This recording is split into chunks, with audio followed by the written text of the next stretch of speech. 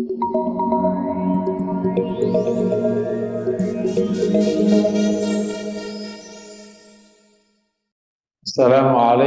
warahmatullahi wabarakatuh. Alhamdulillahi rabbil alamin. Asyhadu an la ilaha illallah wa abduhu wa rasuluh. Allahumma shalli wa sallim wa barik ala nabiyyina wa habibina Muhammad wa ala alihi wa ashabihi wa azwajihi wa dzurriyyatihi wa man tabi'ahum ila yaumil amma ba'd. Jamaah majelis yang dirahmati Allah dan dirinya, kita bersyukur kepada Allah atas semua keadaan yang Allah perjalankan kepada kita semua. Termasuk pada pagi hari ini, Allah perjalankan kita ke majelis ilmu. Semoga diterima oleh Allah SWT.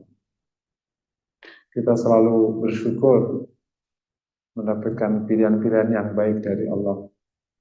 Di antara banyak agenda, di hari Ahad, kita datang ke majelis ilmu, datang ke masjid.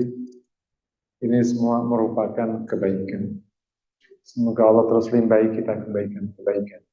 Amin. Materinya atau temanya, setelah beberapa kali pertemuan atau hampir setahun, kita bahas tentang sifat-sifat wajib yang disebut dengan maqam yang wajib, mulai dari niat yang jujur, ikhlas, syukur, sabar, terus takut pada Allah, berharap pada Allah, mencintai Allah, tawakal kepada Allah, syukur.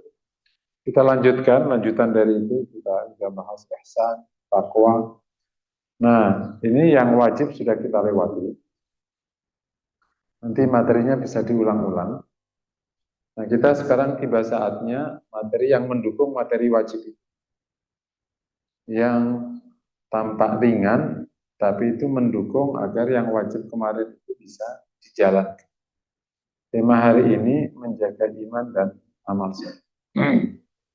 Ini klausul yang sangat basic dan global, tapi kita frame berpikirnya, sekaligus perilakunya harus ada di area ini, di area iman dan amal soleh.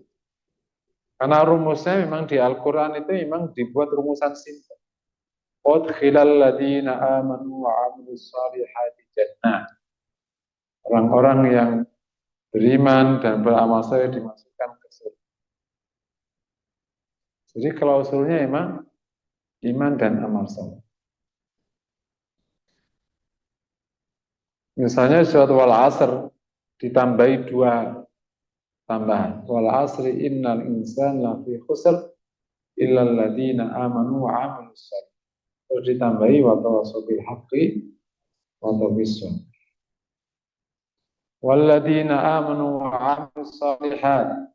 Pokoknya ayat yang terkait dengan bab ini berlimpah-limpah. Intinya kita harus menjaga iman itu terus terhujam di hati dan amal soleh terus tumbuh. Pada saat yang sama berarti harus menjaga jangan sampai kufur itu berhinggap yang membuat iman kita batal dan keburukan itu berhinggap yang membuat nanti bisa mengurangi amal soleh. Ini frame ini simple, basic, mudah diingat. Nah, tinggal ngerjainnya. Jadi kalau misalnya saya habis masak, ngapain ya? Ya dua itu aja.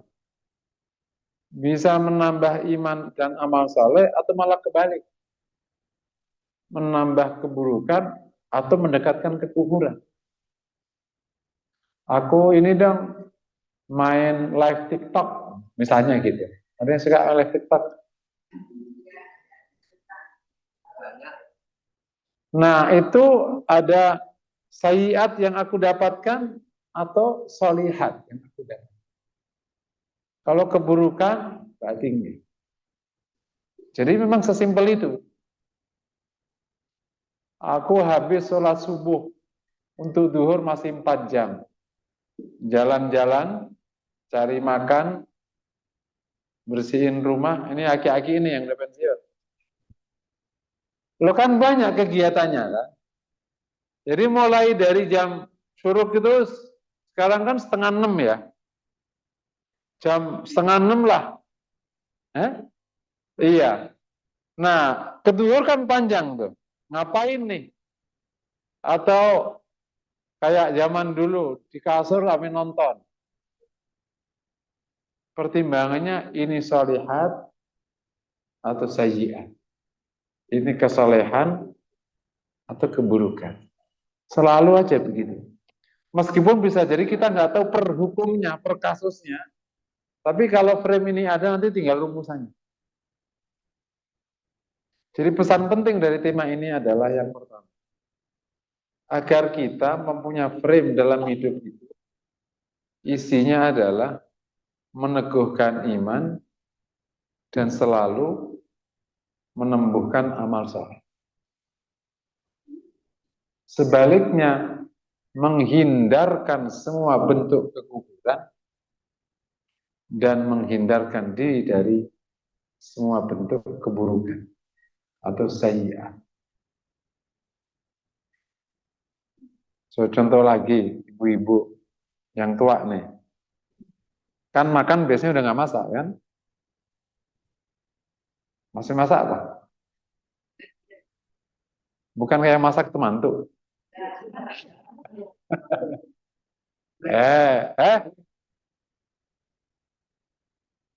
Mantunya nggak bisa masak. Salah pilih mantu berarti. Habis nih makan nih. Kan habis keluar dari kamar, misalnya yang tadi nggak ke masjid, sholat di rumah. Mulai dia duduk di tempat makan. Itu kebaikan sama keburukan bisa bercampur. Lah ini makanan udah yang enak, ini gimana sih? Jadi sebagaimana kata Nabi ya, al jannatu aqrabu ila ahadikum min syiraki na'li, hadis Nabi. Wan nar mithlu dzalik. Surga itu lebih dekat kepadamu daripada tali sendal dengan talinya yang sebenarnya 2 talinya. Min syiraki na'li. Daripada tali sendal ke talinya sebelahnya. Dan neraka juga sama. Kita dulu di meja makan. Bisa solihat, tapi juga bisa sayyi'ah. Kita keluar kamar, bisa solihat, bisa sayyi'ah. Kita keluar rumah, bisa solihat, bisa hasanah. Makanya para ulama dulu itu, seandainya kita itu benar-benar tidak bisa beramal soleh, minimal jangan ada yang haram. Jadi dijebak di tengah namanya, ditaruh di mubah. Dijebak di tengah. Kan kalau hasanat itu kan kalau nggak wajib sunnah. Kan? Kalau sayyiat itu haram. Deket-deket ya ke makruh. Kalau kita nggak bisa beramal sunnah atau yang wajib, minimal dijebak di tengah, yang mubah. Jadi kalau kita nggak bisa ngomong baik, minimal jangan dulu. Nah, gitu kira-kira. Kalau kita menghadapi makanan nggak enak, minimal jangan nyaci. Ya udah, bengong aja. Kenapa mah nggak makan? Bengong gua. Kenapa ya bang? Ya, bengong. Jadi itu minimal. Seperti sabda Nabi Sallallahu Alaihi Wasallam ketika ditanya sahabat fi hadis tawil marwahul Bukhari fi adabil mufrad. Ya Rasul in da'uftu an ba'dil am. Kalau saya atau di sebuah riwayat ilam yastati aulam yaf'al. Kalau nggak bisa mengerjakan atau nggak mampu, kata Nabi di berbagai macam riwayat, salah satunya wa antakuffa syarraka anin nas bahwa sadaqatan minka an nafsi. Sebuah riwayat antakuffa anin asyarra anin nas. Engkau berhenti berbuat buruk pada orang, itu sedekahmu atas diri. Minimal tidak berbuat buruk pada orang. Itu minimal. Iya, jadi yang pertama, tema ini diharapkan menjadi frame. Pokoknya hidup itu untuk iman dan amal saleh. Tidak boleh ada ruang kufur dan sayyi.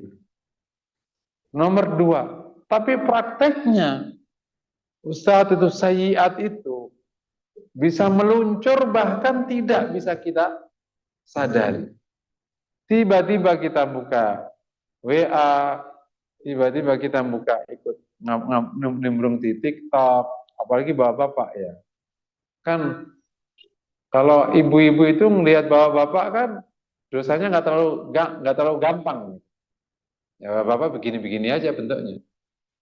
Nah, ya bapak-bapak itu kan mau, tapi ibu-ibu itu kan yang kalau hijaban gini mas temen, kalau nggak hijaban,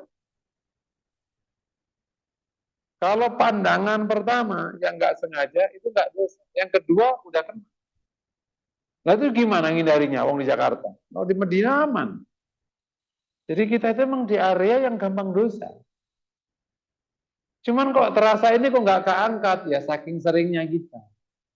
Aslinya kan nggak bisa sering. Nah jadi pasti punya orang tua nih. Serius sejarah gitu. Jadi mas, tapi senang juga kita ngasih sama orang tua itu. Jadi akhirnya cepat dewasa. Katanya orang tua itu keras kepala, benar nggak sih? Survei. Orang itu semakin tambah tua, semakin keras kepala. Kepala ya bener gitu. Sebenarnya sensi ya. Jadi kalau udah punya pendapat atau punya pikiran itu, nggak boleh anak cucunya itu yang bantah. Benar nggak sih Pak gitu Pak, bapak yang aki-aki. Jadi gara-gara saya kemarin tuh rapat sama pengurus, bagian besar udah pensiun, pengurus di masjid. Berkala kecil aja panjang. Akhirnya gini, Ustadz mohon maaf ya, ini survei kami, ini sekretaris. Semakin tua semakin keras kepala. Begini nih bentuknya.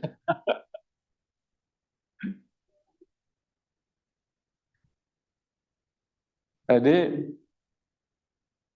sekira keburukan itu meluncur tidak sengaja, maka kita harus poin kedua, yang bahkan sekarang sudah menjadi kebiasaan. Kita harus punya sistem yang bisa dengan izin Allah menghapus keburukan. Namanya taubat. Karena frame kita itu iman dan amal soleh. Tidak boleh ada kufur, tidak boleh ada sayyiat. Tapi kan faktanya sayyiat ngalir kan? Bahkan tidak kita sadari. Apalagi kalau sistem dalam hidupnya belum benar-benar islami. Itu keburukan ngalir setiap saat. Urusan makan bisa haram, urusan bergaul bisa haram, urusan bicara bisa salah. Maka kita nomor 2 itu perlu punya sistem yang disebut sebagai istighfar, yakni bisa memohon kepada Allah agar Allah ampuni keburukan-keburukan terutama yang kita sengaja. Jadi setiap hari harus istighfar. Setiap hari. Jangan istighfar di akhir hayat. Atau istighfar di hari Jumat saja. Atau nanti pas Ramadan. Kelamaan. Nah istighfar atau taubat ini berarti mengandung 2 hal. Terkait hukuman urusan dengan Allah, itu berarti proses taubat yang sudah pernah kita bahas. Nah terkait dengan sesama, itu berarti seketika. Jadi minta halal itu nggak nunggu lebaran. Minta halal itu ya memang seketika, karena dari awal kita sudah punya sistem hidup. Hanya ada iman dan amal soleh. Tidak boleh ada kufur, nggak boleh ada sayyiat. Kalau ada sayyiat, maka sudah aku kasih pick up point kedua, taubat dan istihlal atau minta halal. Refleks, otomatis refleks. Bab ini kalau bisa kita jaga, luar biasa. Nah, yang nomor 3 maksud dari tema ini, agar kita bisa mengenali apa saja yang membuat iman kita semakin bagus, dan apa saja yang membuat amal soleh itu gampang jatuh. Kita harus membuat sistem amal soleh itu gampang jatuh. Sebaliknya, kita harus tahu juga apa saja menyebabkan kufur itu jatuh, yang disebut dengan asbabur ridha itu sebab murtad, dan apa saja yang masuk kategori keburukan. Kira-kira tema ini maksudnya 3 hal. Semoga Allah mudahkannya. Masya Allah. Kalau tema ini meskipun kelihatannya dasar begini, bisa kita jalankan.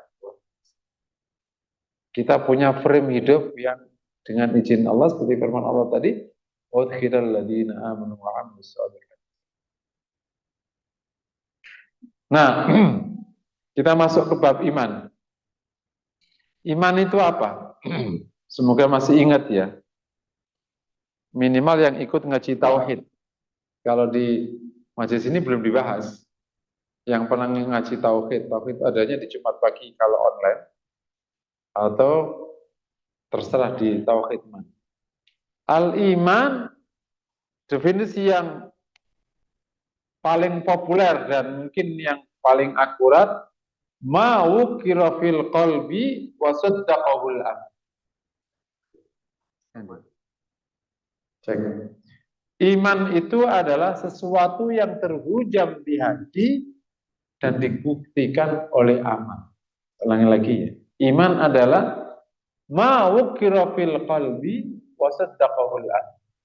Sesuatu yang terhujam di hati dan dibuktikan oleh amal.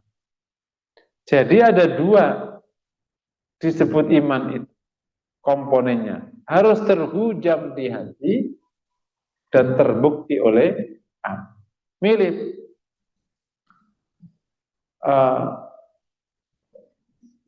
wa daraballahu masalan kalimatan thayyibah kasyajaratin thayyibah asluha thabit wa far'uha fis sama tu'ti ukulaha kullahin.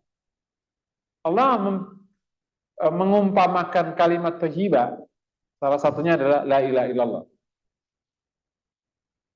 Itu kasyajarah thayyibah, bagai pohon yang indah.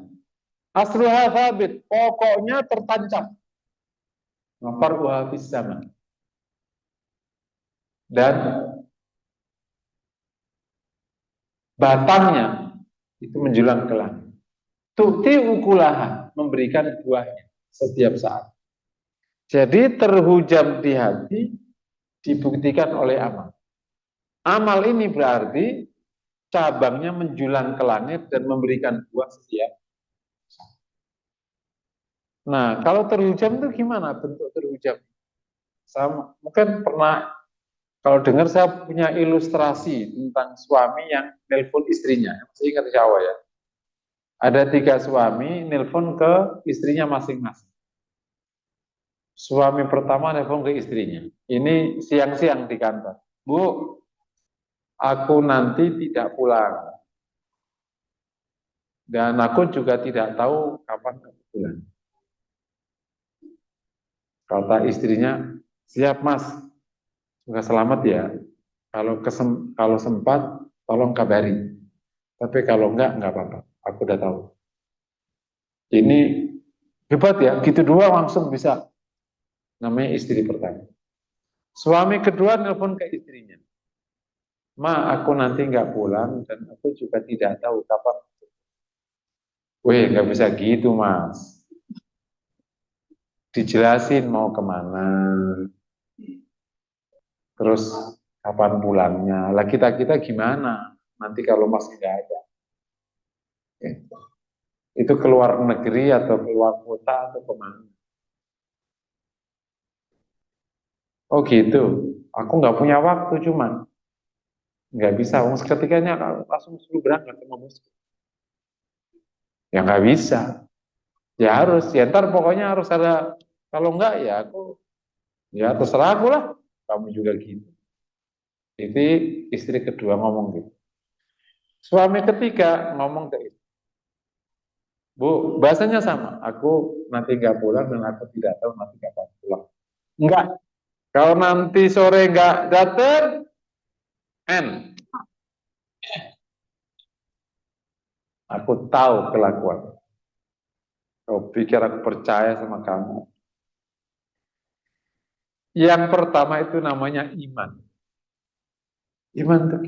Kenapa kok istri bilang, siap mas, nanti kalau sempat kabari, kalau enggak pulang. Karena istri ini tahu persis siapa suaminya. Suaminya itu agen. Yang memang tugasnya kapan aja. Dan kalau ngomong dengan bahasa itu, terus tanda dia tahu. Kalau aku nggak pulang, dan aku nggak tahu pulang itu berarti perkaranya besar sekali, nggak bisa diceritakan. Dan biasanya habis ngomong ke itu langsung setruk beras turun.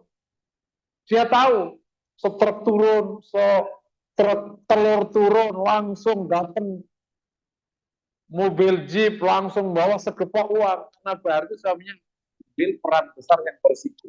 Makanya bahasanya cuma simple. Supaya istrinya nggak tahu. Karena kalau tahu berisiko, nanti bisa ditanya-tanya. Tahu. Jadi sangat percaya suaminya. Dan suaminya nggak kemana-mana. Emang itu tugas. Tugas negara. Istri kedua itu namanya nifak, setengah percaya. Nifak. Nifak orangnya kan munafik. Nifak itu perilakunya. Berarti itu ya percaya, ya kita lihat. Nah kalau yang ketiga, emang nggak percaya. Jadi iman itu terhujam segitu. Contoh yang konkret iman itu ya ketika Abu Bakar mendengar cerita Isra Mi'raj. Itu iman, betul itu bahasa iman. Kan ceritanya di pagi hari itu Rasul sampai di Masjidil Haram. Kan subuhnya kan di Masjidil Aqsa kan, sholat subuh. Langsung serut, nyampe lah ke Masjidil Haram. Di situ ada beberapa orang Quraisy. Ada Abu Jahal termasuk. Sedang duduk-duduk. Rasul bercerita buat di malam saya Isra ke Masjidil Aqsa dan lanjut. Abu Jahal tambah gila aja Muhammad. Kita pakai onta terbaik itu sampai Masjidil Aqsa itu 27 hari. Itu seperjalanan. Kamu pulang balik, terus bilang ke langit lagi. Nah, ingin mencari dukungan atas berita ini dianggap dusta, ya datang ke Abu Bakar. Abu Jahal nih.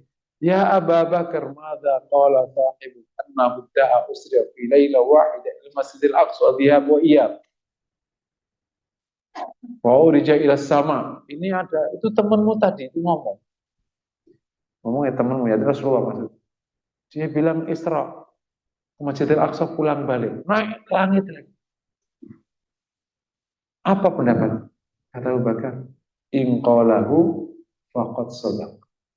Laqad amanna bima huwa ab'ad min. Kalau Muhammad mengatakan cerita itu benar seperti yang kamu ceritakan, berarti benar. Karena saya beriman kepadanya tentang apa-apa yang lebih jauh daripada urusan Islam. Dia bilang dia Rasul, aku percaya. Dia bilang Tuhan itu hanya Allah, aku percaya. Dia bilang menciptakan langit bumi ini Allah, aku percaya.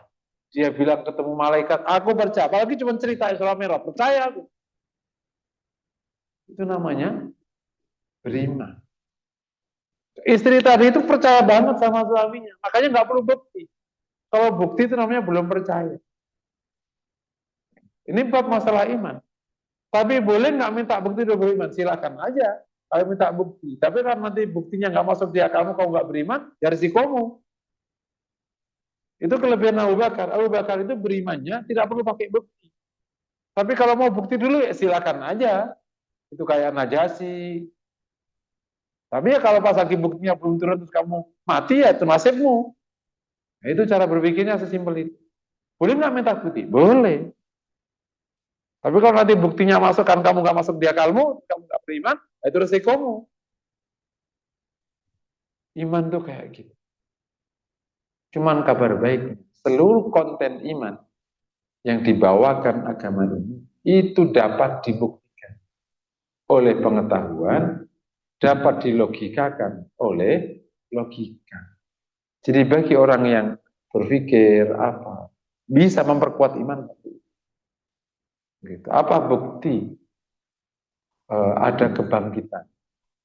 Bukti nggak ada, tapi pakai logika bahwa Allah hidupkan tumbuhan dari tanah kering.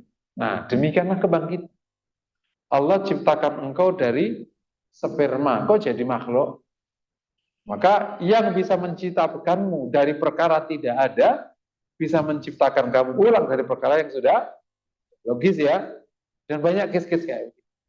Buktinya apa? Rasul itu Rasulullah. Buktinya banyak.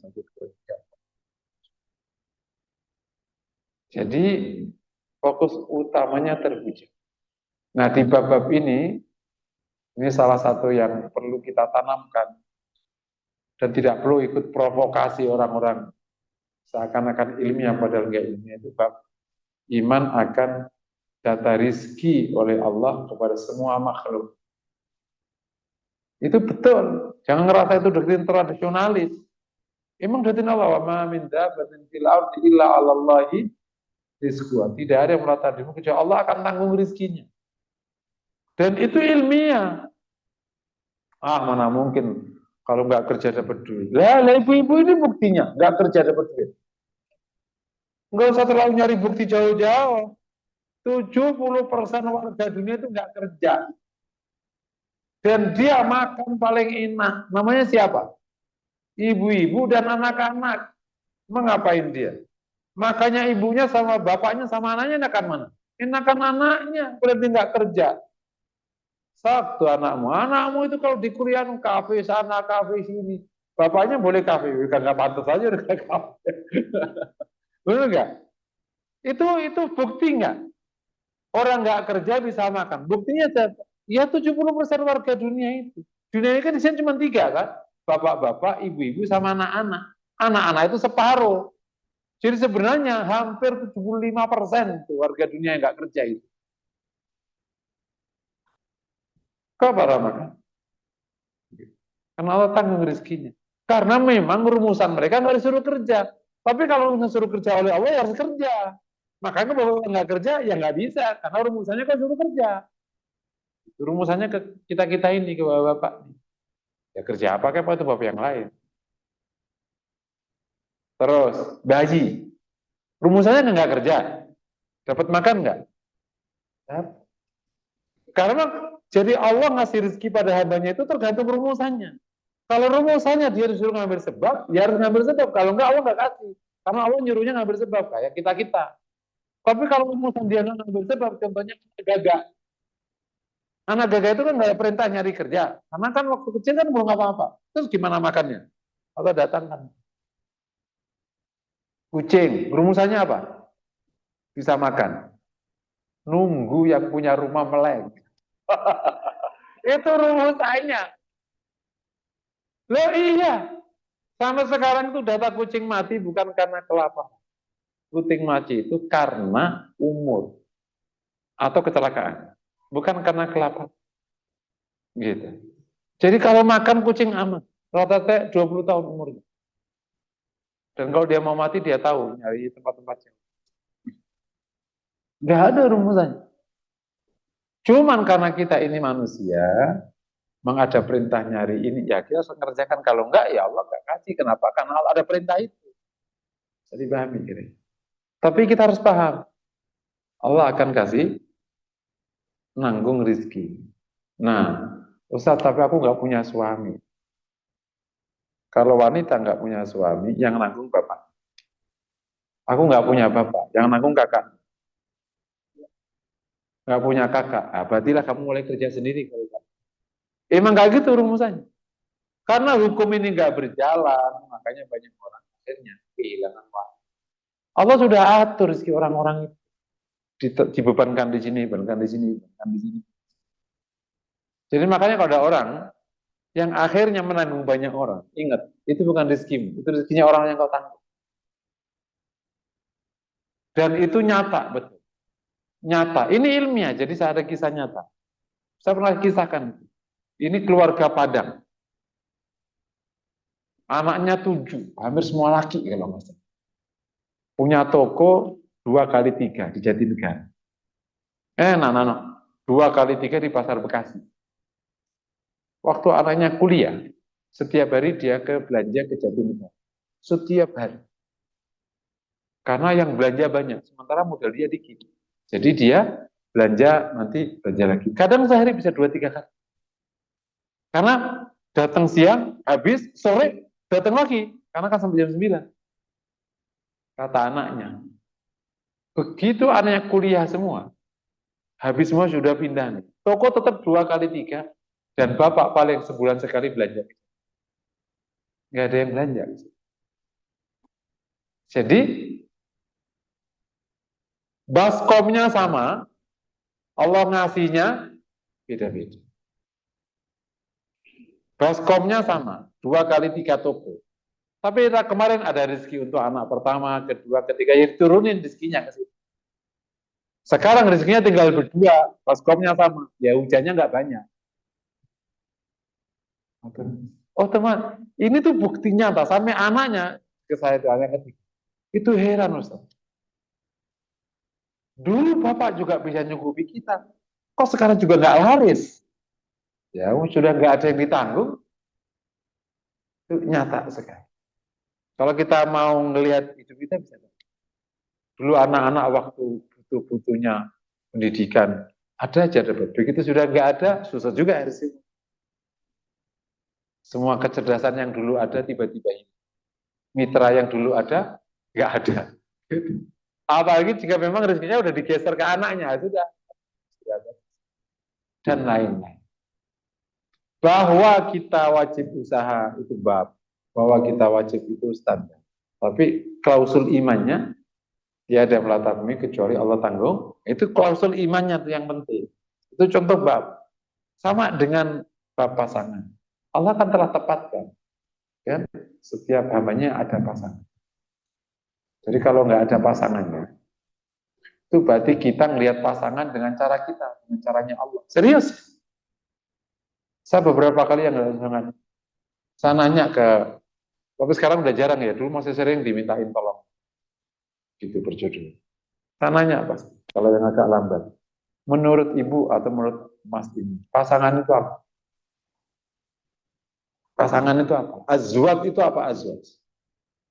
Jangan-jangan kau menempatkan pasangan itu adalah syahwat. Sebenarnya pasanganmu sudah ada karena kamu nggak mau aja. Ya karena kamu nggak mau, bukan karena nggak ada pasangan. Kau menolak pasangan. Nah, case-case kayak begini ini, kalau disadari, nanti oh ternyata ini. Kayak sebenarnya anak kecil ini pagi hari udah dikasih makanan. Setiap orang dikasih bertujuh, satu makan semua. Ada satu, makan aku mana? Lah depanmu kamu nggak mau aku. Nah, kamu semua makan. Terus sekarang udah sekolah, kamu nongkrong. Aku nggak mau sekolah kalau nggak aku nggak dikasih makanan. Ini makanan, ini bukan makanan, ini mah apaan? Ya udah kata mak, lapar. Aku mati yo, anakku cek 6. Gitu kan. Kalau anak 2 nggak berani ngomong kayak gitu. Begitu anak 2 ya langsung kalah gitu. Begitu anak banyak, aku nggak mau makan, aku mau sekolah. Enggak sekolah nggak apa-apa. Enggak gede kau juga mau kerja di sana. Kuat bapaknya. Dan seterusnya ya. Ini salah satu termasuk iman kepada hari akhir. Terhujan. Kalau contoh kita bukan simulasi iman pada hari akhir, akhirat itu ada, kita akan dibangkitkan, kita akan ditanya, kita akan dihisab, kita akan ditimbang amalnya, itu terhujan. Maka bukti amalnya adalah persiapan prioritas untuk menyongsong hari akhir. Itu berarti ada bukti. Kalau kita beriman pada hari akhir tapi nggak ada buktinya, berarti sebenarnya belum terhujam. Karena kalau terhujam, terbukti. Nah, bagi yang nanti suatu saat ikut kajian Al-Hikam ya, yang kemarin baru kita bahas di Kamis malam. Siapa yang bersungguh-sungguh untuk urusan yang telah ditanggung oleh Allah, tapi justru menterlantarkan yang belum ditanggung oleh Allah, maka dia telah mati mata hati. Yang sudah ditanggung urusan Allah, urusan yang ditanggung urusan dunia. Allah sudah tanggung kan? Yang belum ditanggung urusan akhir. Kalau kebalik justru sungguh-sungguh urusan yang sudah ditanggung malah menterlantarkan urusan yang belum ditanggung, berarti mati mata hati. Kayak anak sekolah. Dek, urusanmu itu sekolah. SPP, uang saku, baju, buku, umi tanggung. Tapi malah anak ini ngomong gini, Ma, aku nanti kalau habis sekolah aku kerja aja ya, biar dapat apa? Dapat uang tambahan. Lah ngapain? Mendingan kau minta sama mama. Enggak ah, apa namanya kerja aja. Kamu nggak sekolah? Ya, sekolah. Itu anak itu baik atau anak itu bodoh kalau baik? Serius? Kecuali ibunya nggak punya, ibunya nanggung. Umi hanya nyuruh kamu sekolah. Nih, tak kasih saham. Saham nggak bisa diduitin. Nah, Allah sudah nanggung. Jadi kita harus memberikan prioritas kepada urusan akhirat karena kita nggak ditanggung. Urusannya udah ditanggung di sini. Nah itu contoh kalau iman terhujam terhadap kita akan ada bukti amal. Sebenarnya insya Allah ya. Jadi iman itu terhujam dan ada bukti. Kalau tidak terhujam berarti bisa nifak, munafik itu. Namanya setengah percaya. Atau bahkan kufur, tidak percaya. Kalau tidak terbukti, berarti tidak sempurna imannya. Nah, kita ini ingin iman kita ini benar, bersih, dan sempurna. Benar berarti konsepsinya benar. Jangan sampai ada konsep iman yang keliru, akhirnya masuk ke aliran sesat. Ya, insya Allah sudah bisa dipahami. Insya Allah dengan izin Allah, average ya, rata-rata umat Rasulullah ini sebagian besarnya ada di golongan yang namanya Ahlus Sunnah wal Jamaah. Jadi jangan sampai ada konsep imannya keliru, nanti masuknya sesat. Yang kedua, imannya bersih, yakni dari segala macam bentuk kemusyrikan. Semoga kita menjaga betul ya, kalau kita terprovokasi yang memang agak bau-bau syirik, mendingan karena nanti kalau akhirnya percaya, kayak CEO ya, CEO itu nggak ilmiah sampai sekarang, belum. Tapi bener Ustaz, nah kayak gitu-gitu yang ngerepotin. Feng Shui juga belum masuk. Pokoknya kalau belum masuk ke jajaran ilmiah jurnal, berarti tidak bisa dijadikan tatakan analisis. Begitu kau masuk, mendekati ke syirik. Kalau ilmiah, itu agama ngasih tempat. Itu pun juga tetap yang menentukan adalah Allah. Contoh kita bangun masjid, berarti tiangnya harus sekian standarnya. Kalau enggak ambruk, terus kita datang. Ada tukang masjid yang kemarin jadi ambruk pondoknya itu. Ini enggak di yang gede aja. Alah, kalau percaya sama Allah aja lah. Kita mah ambruk itu keputusan Allah. Kalau mati keputusan, boleh ngomong kayak gitu? Enggak boleh. Karena kita wajib mengikuti ilmu, betul. Yang membuat hancur atau tidak itu Allah. Tapi Allah nyuruh kita ikut ilmu. Jadi kita kalau bangunnya begini, ini berisiko. Meskipun belum tentu juga Allah izinkan terjadi. Tapi kita nggak boleh bangun bangunan tingkat yang besinya cuma 6, ambruk. Boleh. Paham ya? Kita kalau rumah itu menghadap timur karena akan ada sinar matahari masuk, fresh, itu ilmiah. Tapi kalau menghadap timur, nanti kalau bikin rumah ya, pintunya kecil, belakangnya gede, itu nanti duitnya ngumpul di sini.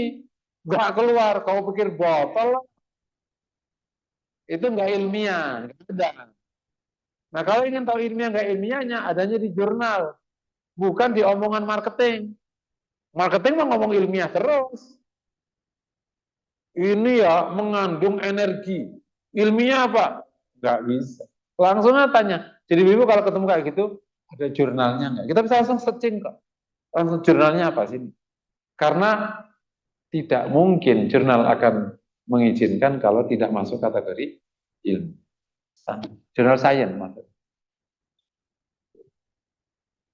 Jadi harus benar, bersih.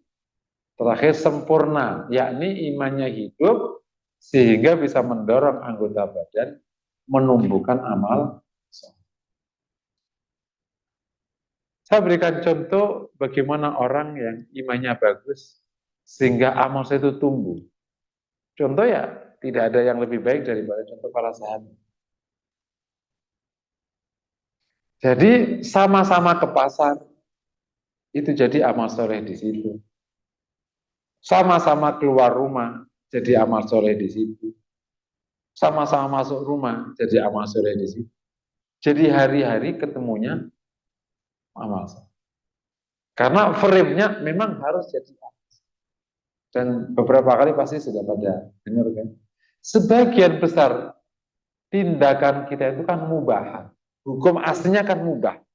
Kayak keluar rumah, jalan kaki, nyapu. Itu kan asli sebagian besar. Perbuatan kita itu sebagian besar maksudnya dimubah hukum.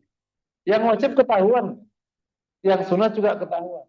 Tapi yang hari-hari kan yang ke pasar, yang belanja, yang masak, yang nyapu kalau bapak-bapak, yang jalan kaki, yang ke cucu ke apa. Itu kan sebagian besar namanya mubah. Kalau frame kita itu iman dan amal soleh, maka mubah tidak akan pernah kita biarkan jadi mubah. Harus jadi pahala. Otomatis. Itunya frame-nya amal. Gimana caranya? Tidak boleh ada campuran kemaksiatan di permubahan.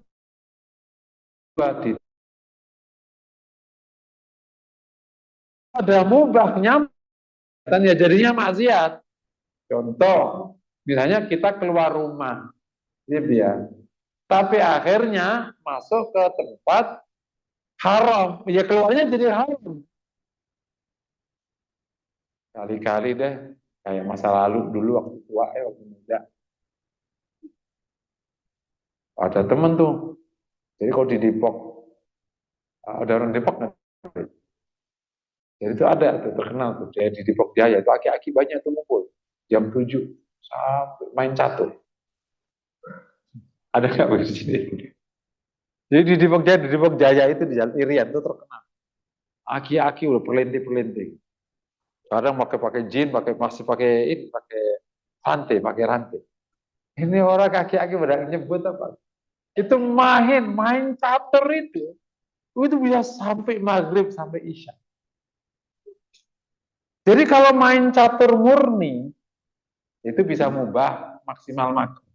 Begitu nyebrang sholat ya jadi haram caturmu karena ada kemaksiatan di dalam. Jadi perkara mubah supaya jadi pahala pertama jangan ada campuran maksiat. Yang kedua niatnya diperbaiki. Itu udah jadi amal soleh semua. Sip ya. Jadi iman itu definisinya kayak tadi. Kalau amal soleh itu definisinya secara istilah as-solihat, ya bahasanya kan wa amilus solihat. As-solihat jadi bahasa Indonesia namanya amal soleh. Itu ada beberapa bahasa padanannya namanya al-hasanat, kebaikan. Nah, ada as-solihat terus ada al-hasanat atau kebaikan. Ada juga istilah mirip namanya albir. Itu juga kebaikan. Lantana lul birra, kebaikan. Tapi juga terkadang al-khair atau al-khairat, kebaikan. Sama al-khair atau al-khairat. kebaikan. Cuman kalau al-khair atau al-khairat cenderung ke kebaikan yang dirasakan, kayak sedekah. Meskipun tetap aja itu bisa digunakan untuk apa saja. As-salihat, al-hasanat, al-bir, al-khair, al-khairat, satu paket makna ya. Jadi perbuatan yang diwajibkan atau yang disunnahkan atau yang dimubahkan yang bisa ditarik menjadi sunnah. Itu namanya sholihat. Jadi gampang kan cara ngelihatnya? Semua wajib itu pasti sholihat. Semua sunnah pasti sholihat. Terus yang mubah, yang tadi mubah yang bisa ditarik ke sunnah jadi sholihat. Kalau mubah nggak ditarik ke sunnah ya jadi mubah biasa, udah nggak jadi pahala. Nah supaya mubah itu jadi ke sunnah, tadi caranya tidak boleh bercampur maksiat dan niatnya diperbaiki. Jadi harapan kita, hidup kita ada di situ. Kalau nggak wajib, sunnah. Kalau nggak sunnah, mubah tapi yang bisa di. Karena sebagian besar kita itu hidup mubah, pandai-pandailah menjaganya. Makanya perlu tahu rumusan maksiat. Karena sebagian besar hidup kita itu dimubah. Dan mubah nggak bisa menjadi sholihat kalau ada campuran maksiat. Karena mubahnya langsung jadi maksiat. Sama-sama main catur tadi. Kalau nyebrang sholat, ya jadi maksiat caturnya. Karena catur ini menyebabkan orang nggak sholat. Ibu-ibu kumpul alumnian. Nih ya. Alumni cipika-cipiki ya. Jadi maksiat alumniannya. Maka nggak boleh campur maksiat. Makanya unik tuh. Padahal kan mubah awalnya.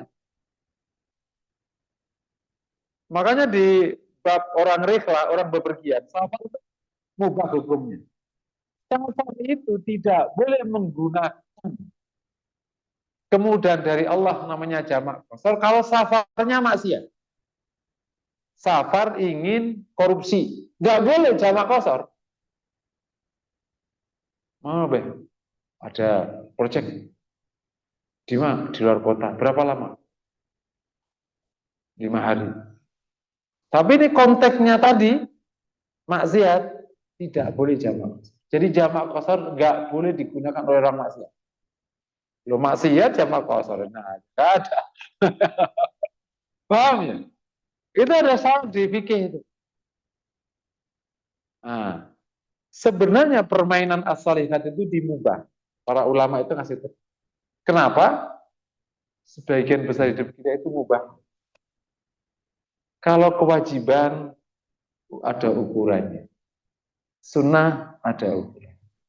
Nah, solihat itu mubah hari-hari mubah. Makanya permainannya ada di situ. Kemuliaan kita apakah dimubahat bercampur maksiat dan bisa menggeser niat atau dibiarkan begitu aja. Oke ya. Nah, ini definisi as-solih. Jadi ada beberapa poin penting di as-solih. Pertama, kenali yang wajib, betul ya? Yang kedua, kenali yang sunnah. Terus, kenali maksiat supaya tidak masuk ke mubahat. Syukur-syukur memang kita bisa menghindarkan hal makruh. Meskipun makruh itu tidak masuk kategori dosa, tapi itu bisa mengurangi banyak. Sekarang masuk wajib.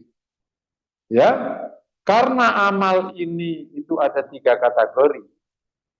Ada amal hati, ada amal lisan, ada amal anggota badan, maka semua yang wajib, yang sunnah, yang maksiat tadi bisa masuk ke 3 hal ini. Ada amal wajib yang merupakan amal wajib hati, ada amal wajib yang merupakan amal lisan, ada perkara wajib yang merupakan amal anggota badan. Ada amal sunnah yang merupakan sunnah amal hati, ada yang sunnah merupakan sunnah amal lisan, ada merupakan sunnah amal anggota Ada mubah di urusan hati, ada mubah di urusan lisan, ada mubah di urusan anggota. Sama maksiat ya, haram ya berarti ya. Haram urusan hati, haram urusan lisan, haram urusan anggota.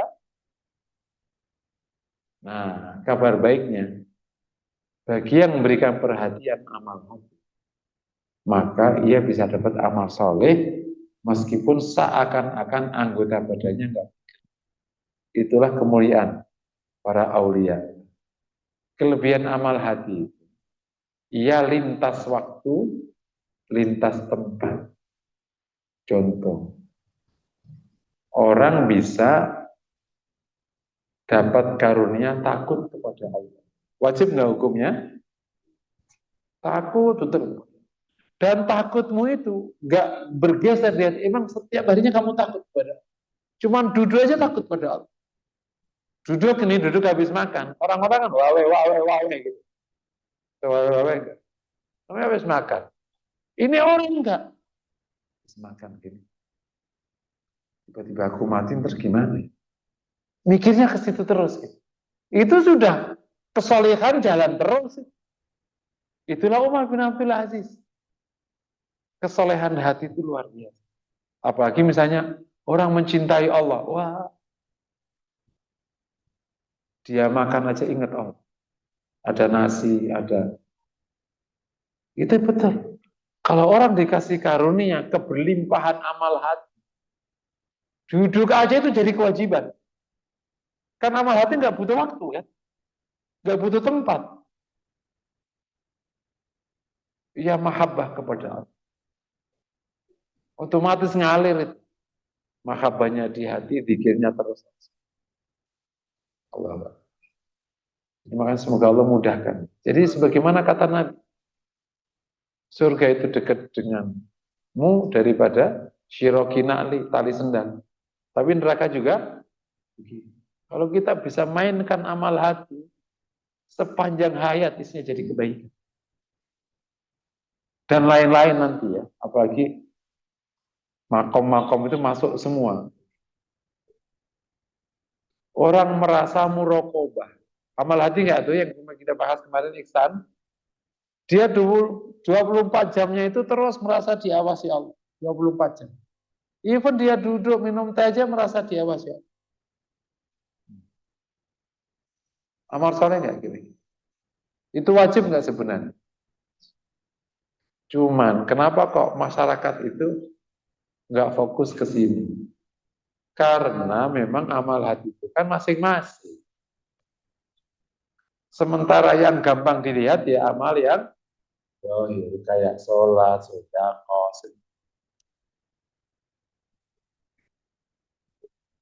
dan lain-lain. Saya berikan contoh lagi kalau orang punya amal yang pintunya akhlak mulia. Akhlak itu kan karakter kan, akhlak itu kan karakter. Disebut karakter karena memang keluarnya begitu tanpa dipikir. Orang kayak gini hari-hari dapat kebaikan. Dia itu refleks ketemu orang pasti senyum, pasti ramah, pasti baik. Otomatis dia ngerogok kalau ada. Dia selalu emang dia karakternya emang kayak ibu-ibu misalnya contoh nih, emang mulia sekali. Ada suami datang baik, senyum, abang, baru datang, otomatis begini, anaknya datang, kan kalau karakter itu kan refleks. Orangnya kan nggak ngerasa berat. Beda kalau harus wudhu, harus sholat, harus kan butuh effort. Ini enggak refleks, disebut akhlak karena refleks. Otomatis emang kayak ini. Jadi hari-hari sikap dia kepada orang, termasuk kepada binatang, itu memang baik. Amal solehnya. Amal soleh. Itu amal soleh yang pintunya karakter. Itu cepat juga. Kan pintunya bisa dari hati, bisa dari karakter, dari apa aja. Ada pintunya yang disabdakan Nabi itu kan. Seorang sahabat minta kasih nasihat tentang amal yang nanti tidak tanya lagi ke orang lain, kata Nabi, la yazalu lisanuka radban min dzikri. lisanmu selalulah basah oleh zikir. Dan ini udah jadi kebiasaan yang nggak terputus. Udah refleks itu. Itu makanya dulu kenapa ada kebiasaan tasbih. Nah, itu kalau fikirnya kan ya ada sebenarnya itu adalah memberikan pesan ke lisan sama ke hati untuk tidak berhenti. Makanya ada orang kenapa kok gerakin terus ini? Padahal juga kadang dia sambil ngomong. Sebenarnya itu adalah pesan dan nggak dikir. Dikirnya kan lagi ngobrol nih ada orang, ada tamu terus dia gini-gini aja terus gitu. Karena begitu tamunya nggak ada, otomatis dia dikir. Jadi antara tangannya sama lisannya udah rapi. Nah kalau kita kan hari-hari ini kan begitu kosong langsung pegang handphone kan. Langsung pegang handphone. Benar nggak sih? Begitu kita mau tidur, langsung pegang handphone. Begitu bangun tidur, langsung pegang handphone. Nah itu dulu refleksnya Muhammad SD. Ya ketika bicara fikih, ya orang ini sunnah bitapanya, akhirnya banyak cerita. Tapi sebenarnya itu bab mereflekskan. Karena saya tanya salah satu orang, Muhsin kamu lihat saya tasbihan? Iya, terus kenapa? Kan saya ngomong sama kamu. Iya, terus apa urusannya? Ini pengingatku agar aku, oh bagus. Ada tasbih 33 yang kecil itu. Nah, jadi beberapa poin penting ya, setelah kita tahu definisi amal soleh. Kan kita frame dari materi ini kan, agar frame di otak kita isinya iman dan amal. Tadi iman sudah paham ya. Supaya amal soleh itu ngalir itu gimana? Ngalir. Ini frame-frame. Pertama, berikan yang wajib itu dikasih perhatian pertama. Baik wajib hati, wajib lisan, wajib anggota badan. Kalau wajib hati ini udah masuk, kita sudah punya basic amal soleh yang limpah-limpah. Amin, insya Allah. Ya, kan ada wajib hati, wajib itu kasih perhatian pertama. Tapi wajib ada 3 kan? Wajib hati, wajib lisan, wajib. Kalau kita udah punya basic wajib hati, itu kesananya itu ngalir. Ibarat kalau mesin itu sudah benar dari awal ngegas benar, dibiarin dia jalan terus. Tapi kalau kita nggak masuk di wajib hati, itu ngerjain atasnya berat. Karena kan baru ada kebaikan kalau kita ibadah. Kalau nggak dapat lagi. Terus akhirnya ketemunya haram lagi. Karena yang syirik, yang dengki, yang apa. Begitu kau dengki, itu keburukan ngalir sepanjang masa terus. Meskipun kau itu nggak ngapa-ngapain. Jadi haram hati itu resiko. Tetangganya beli mobil dengki, tetangganya kawin lagi dengki, tetangganya mantu dengki, tetangganya bikin pot dengki. Kepanjang hayat itu kau dapat dosa dari dengkimu itu, selama dengkimu belum dicabut. Wajib. Yang kedua, hindari haram sebelum kita ke sunnah. Apalagi haram hati. Ibarat nih kalau kita cuma modal wajib nggak ada haramnya, itu udah aman. Ibaratnya kira-kira gitu. Nah, kadang syahwat itu mendorong, ini menarik kalau syahwat, mendorong sunnah tapi biasa dengan haram. Saya tuh kemarin ketemu ada orang jenggotan tapi ngerokok. Ini kebalik ini orang. Ya kalau fikih sih Syafi'iyah kan mengatakan makro. Ya boleh aja. Tapi aneh, mendingan kamu nggak ngerokok dan gak usah jenggotan. Gitu. Daripada lo jenggotan tapi ngerokok, balik-balik aja lu. Itu namanya sunnah dijalankan tapi makro haram dijelasin. Itu sama 1-1, 1-2 bahkan. Itu mirip. Mohon maaf kalau ibu-ibu.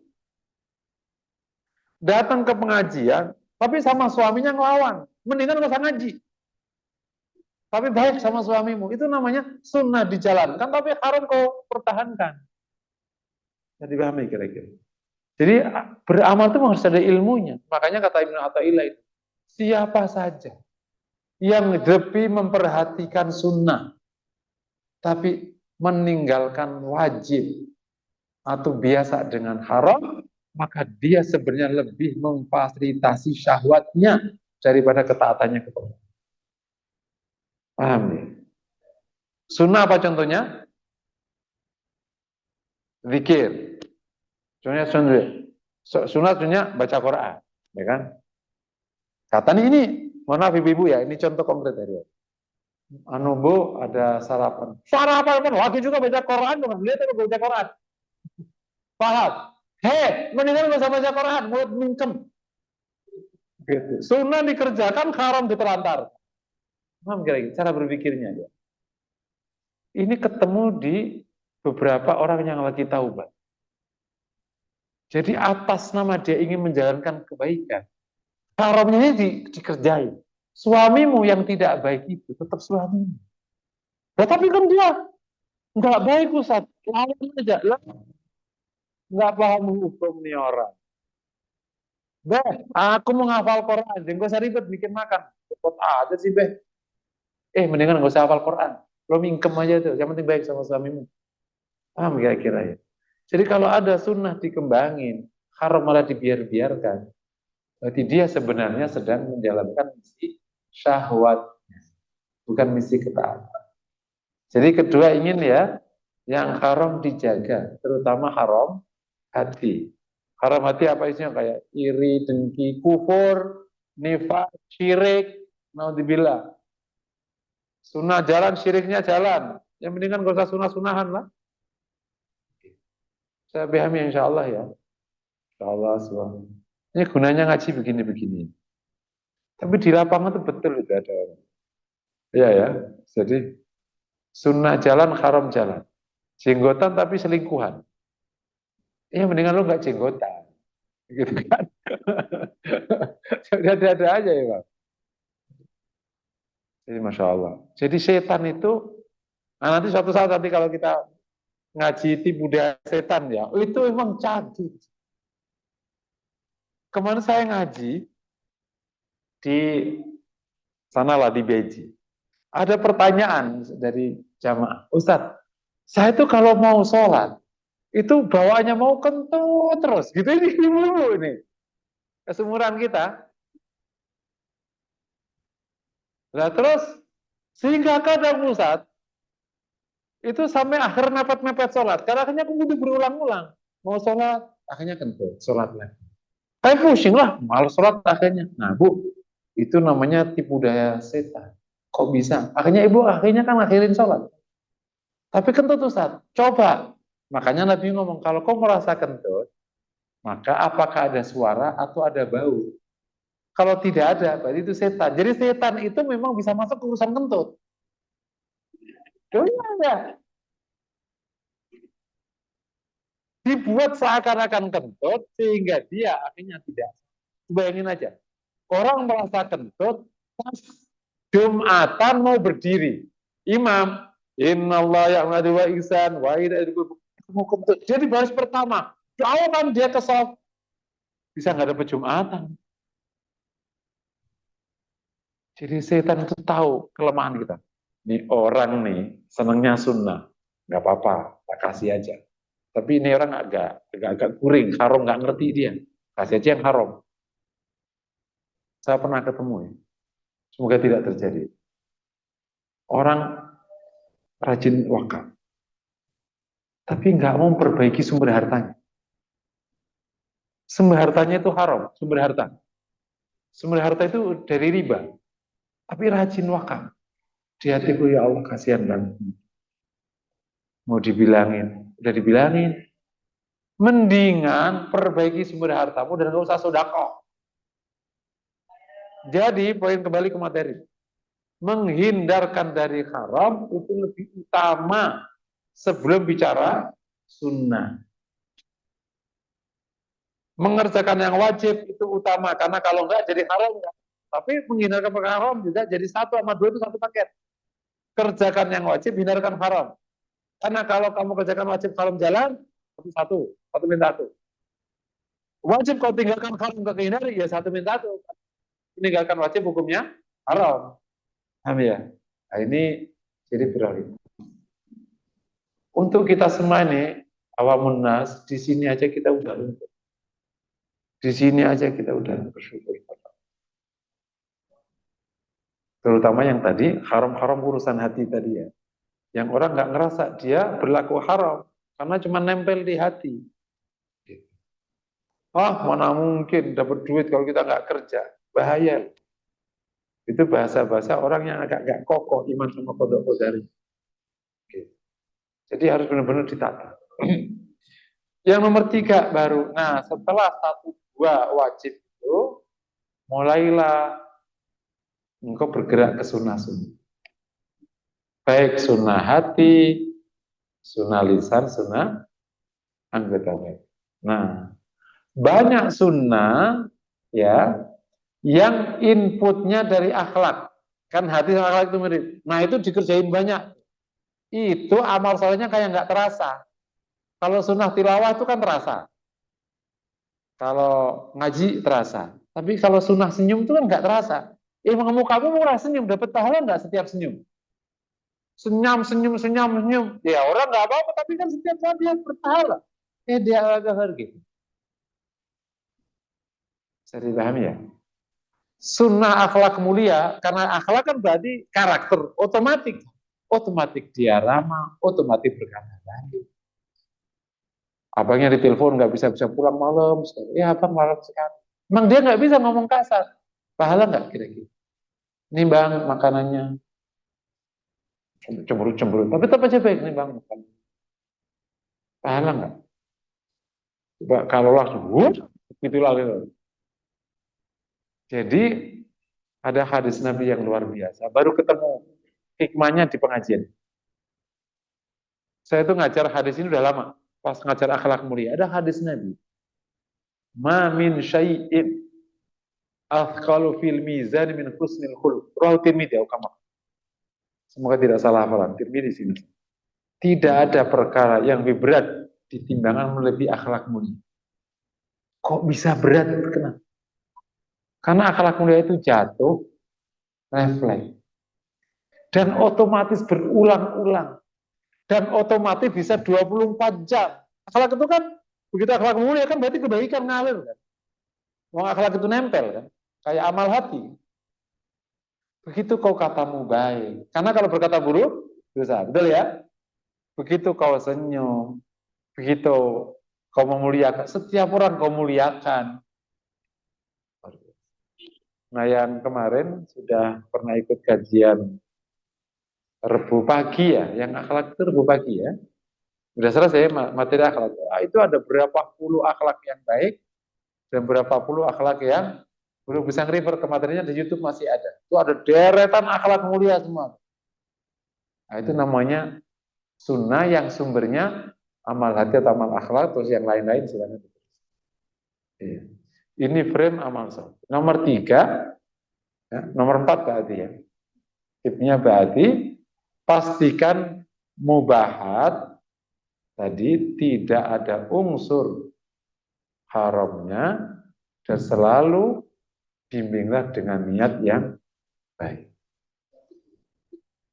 Ya, nomor 4 ini pastikan yang mubah terhindar dari perkara maksiat atau haram dan bimbinglah dengan hati yang niat yang baik.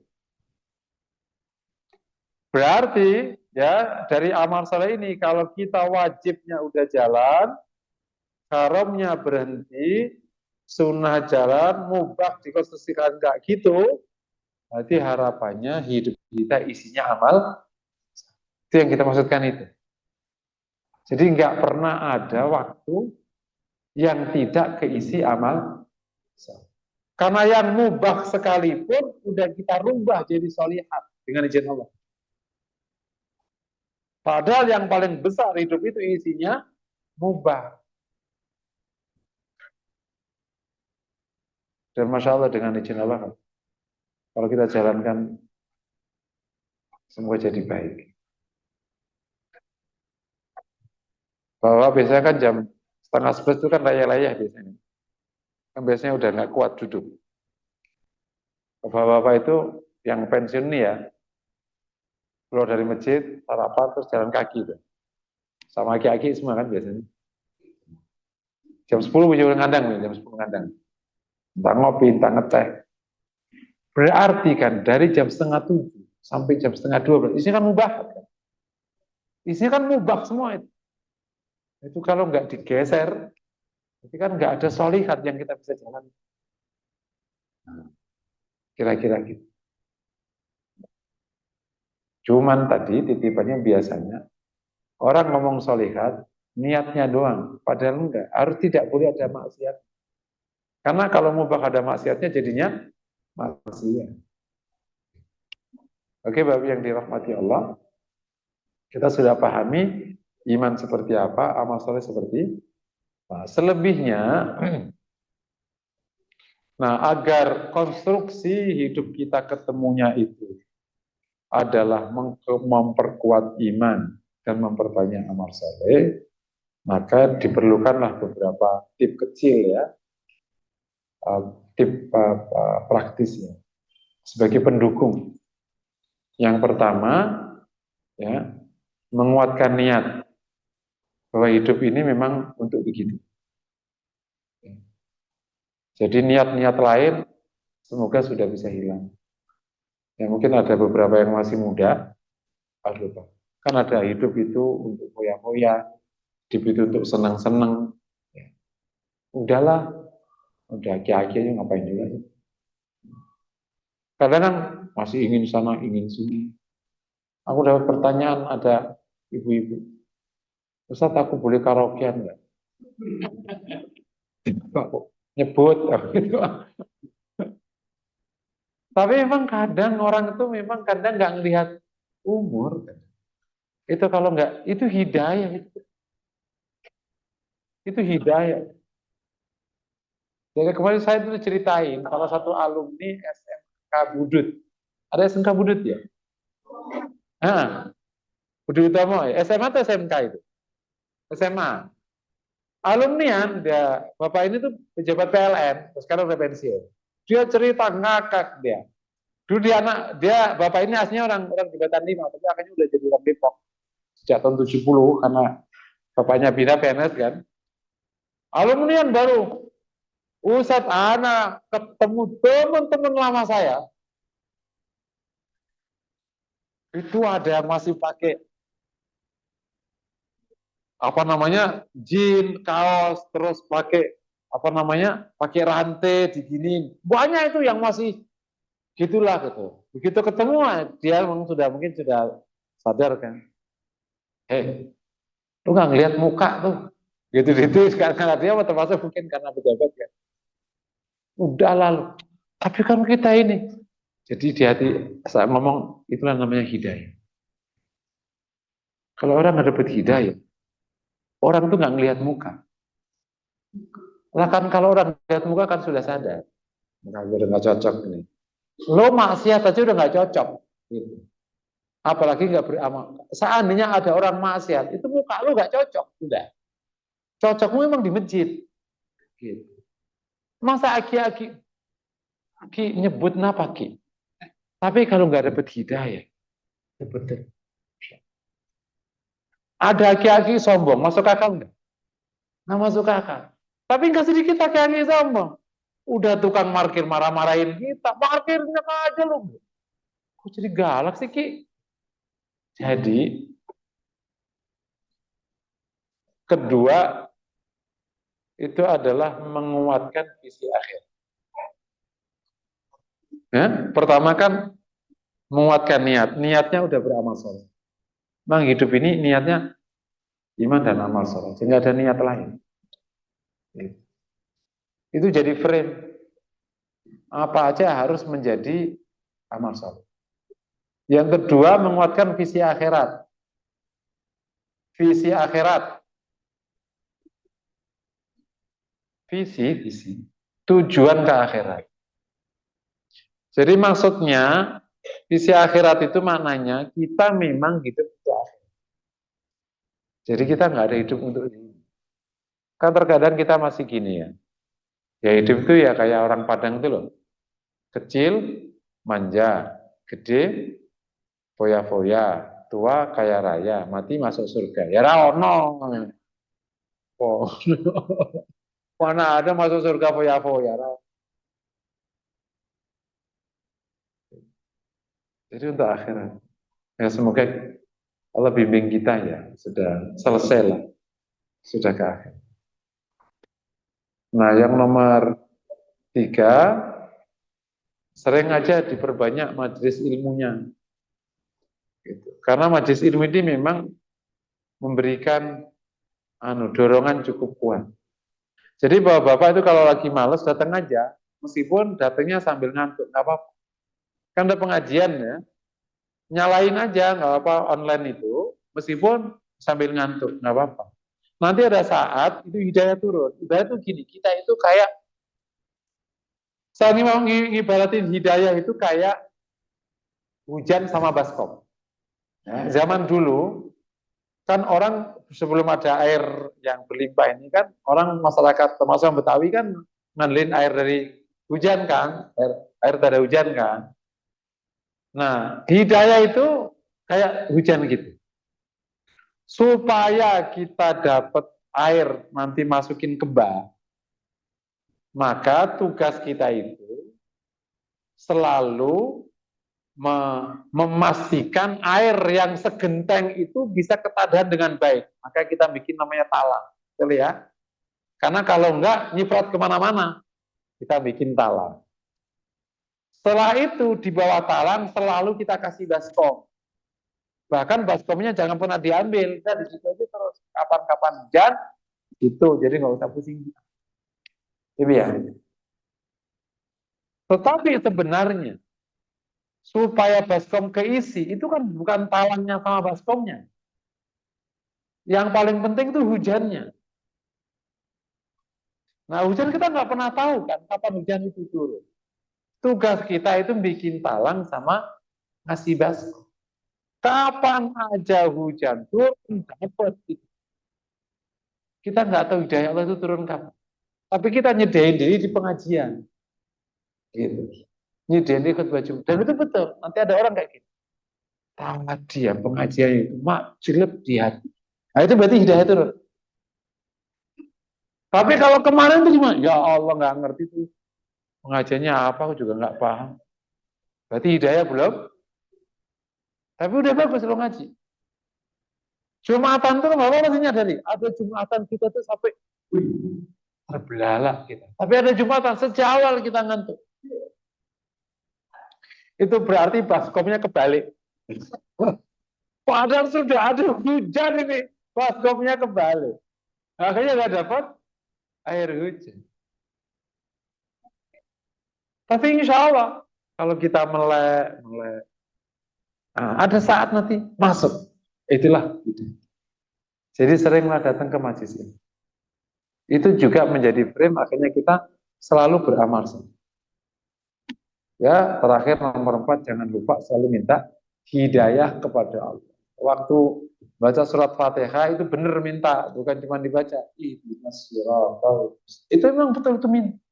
Kalau ibu-ibu semua renungkan Fatihah, itu luar biasa. Memang itulah hidup. Memuji Allah dulu, alhamdulillah. Iya, karena itu komitmen kita terus ikhlas. Memang sholat itu betul-betul memframe ulang hidup kita. Memang kalau sholatnya waweh gitu ya nggak terasa sholat. Weh, bentar ya, gua sholat bentar doang, tungguin, jangan ditinggal. Kalau kayak gitu kan sholatnya beda lagi urusan. Beh, mau makan nggak, Beh? Udah siap nih. Udah anget-anget. Udah kadang wudhu deh. Bentar ya, jangan ada yang makan. Gue dulu masuk dulu, bentar. Kalau kayak gitu mah kayak mendingan makan aja dulu daripada lagi. Oke ya. Jadi menjaga iman dan menumbuhkan amal soleh adalah frame hidup kita. Sekarang PR-nya gimana hari-hari ke depan iman kita kejaga, iman kita tumbuh, amal soleh kita banyak, sekaligus berarti kita terhindar dari segala macam bentuk kekufuran dan kita terhindar dari segala bentuk kemaksiatan.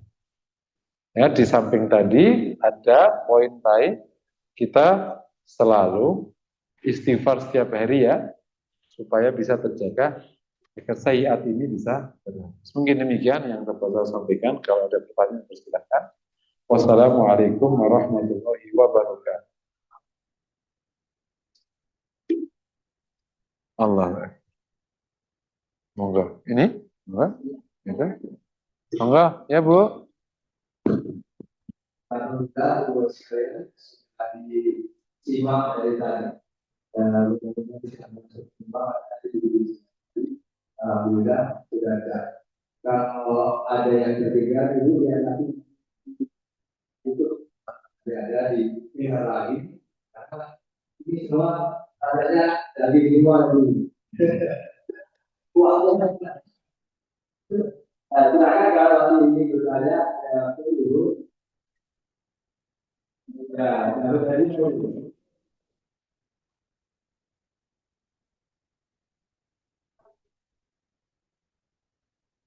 Allah. Kalau di rumah aja tuh susah banget itu juga gimana kalau nyantri aja? Nyantri aja. Ah, ya Allah. Ibu udah pensiun. Oh, masya Allah. Aku pikir 35.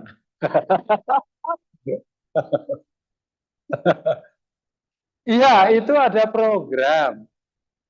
Silakan kalau mau nyantri boleh. Kata Ustadz Hatta punya program itu katanya. Tapi cuma sebentar, seminggu katanya. Oh, apa gini-gini bapak-bapak ini kan pemicu ide ya. Kalau bapak mau, itu boleh kalau mau nih. Tapi jangan dibebankan ke bapak-bapak, ngajak yang bisa manajemen. Pondok kami yang ada di Pamijahan itu, kalau mau dijadiin tempat bisa. Caranya nggak perlu bangun. Jadi di sana itu rumah warga bisa disewakan. Kan kemarin jadi saya akan kembali mengelola pondok itu kayak zaman Kiai zaman dulu bikin pondok. Kalau sekarang kan banyak ribet untuk investasi. Jadi kemarin ada guru yang datang, daripada kita bangun rumah guru kan butuh uang. Kita sewakan murah. Fungsinya cuma 300, 400 rumah sebulan. Jadi kalau mau di pondok yang ada di sana itu kalau mau dijadiin piloting santri dewasa gitu ya. Kan kan kita ada santri anak-anak tuh. Kalau ibu mau boleh didesain nanti kita sewa 2-3 rumah yang sekitar disewakan. Mereka mau. Karena kemarin rumah itu akhirnya kita sewa untuk guru. Kalau mau boleh aja dibikin. Mungkin ada 10-5 orang. Oh, Masya Allah itu. Di Pamijahan. Kan itu sudah mojok, nggak di tengah kampung. Mojok kan tempatnya. Hah? Pamijahan itu Bogor, Bu. Ciampea ke atas. Ke arah. Jadi itu enaknya si tempat ini itu nggak dingin banget. Tapi sejuk. Jadi 800 kalau nggak salah. Jadi kalau malam nggak butuh AC, karena udah cukup dinginnya. Kalau jam 12 mulai dingin ya. Tapi sejuk dipakai untuk aktivitas. Jadi pas kalau pondok kayak gitu harusnya. Kedinginan anaknya nggak bisa ngapa-ngapain, kepanasan akhirnya ya keringat. Kalau misalnya mau dibuat program kayak gitu sih kan. Tapi yang ada sekarang di Ustadz Hatta itu cuman seminggu kalau misalnya. Seminggu. Ya, coba ibu-ibu boleh kalau mau ngatur-ngatur bikin pondok lansia, bagus tuh kalau mau. Saya punya teman itu juga dulu menyediakan, namanya Al-Hikmah. Itu senior saya di Madinah, Ustaz Fauzi. Itu pondoknya memang dipakai untuk pondok lansia, tapi bukan yang selamanya. Pondok misalnya 2 minggu gitu, namanya pondok kilat, pesantren kilat. Kalau pesantren kilat nanti fatwanya jadi petir kalau enggak. Yang selamanya ya. Oh ya ibu, nah berarti khusus lah. Coba mungkin pengurus bisa fasilitasi ibu ini boleh. Atau ada ibu-ibu sekian yang memang sudah tidak ada suaminya. Allah. Silakan.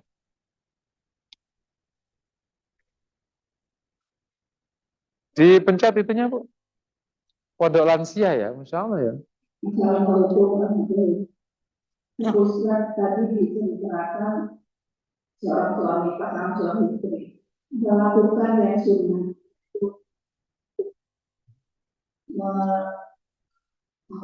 menjalankan yang haram, tidak patuh pada suami. Bagaimana kalau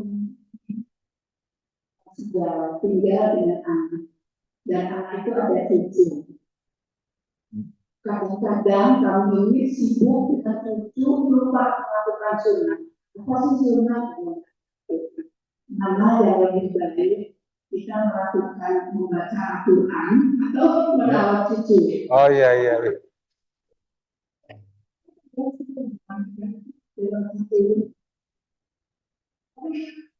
Kita tidak tahu misalnya. Terima kasih banyak.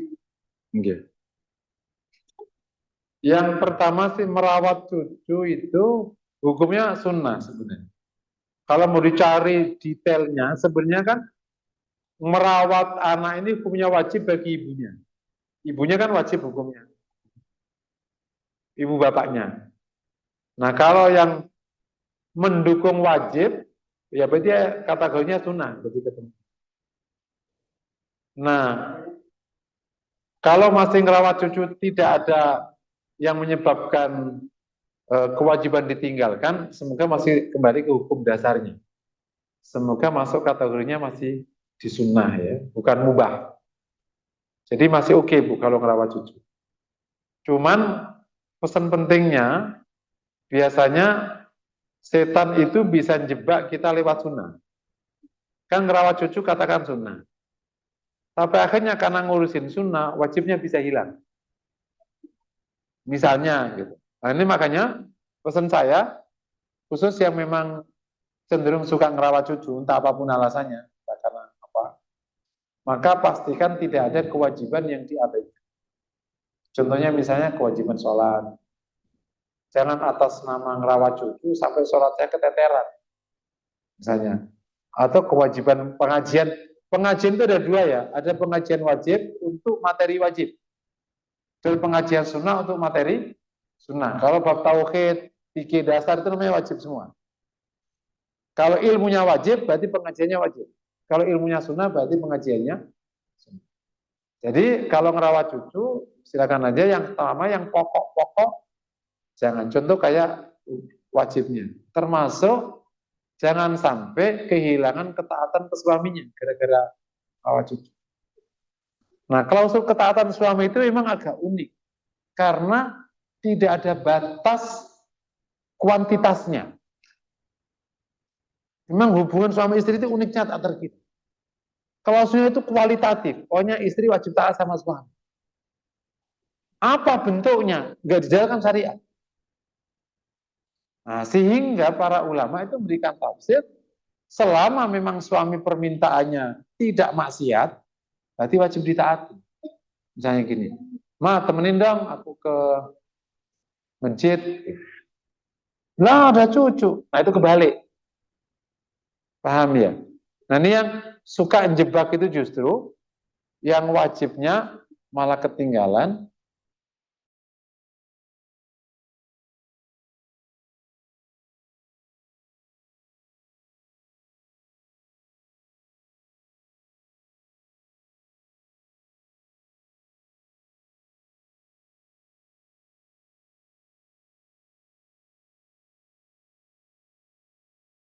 Suamimu, sehingga suamimu akhirnya marah, kebalik.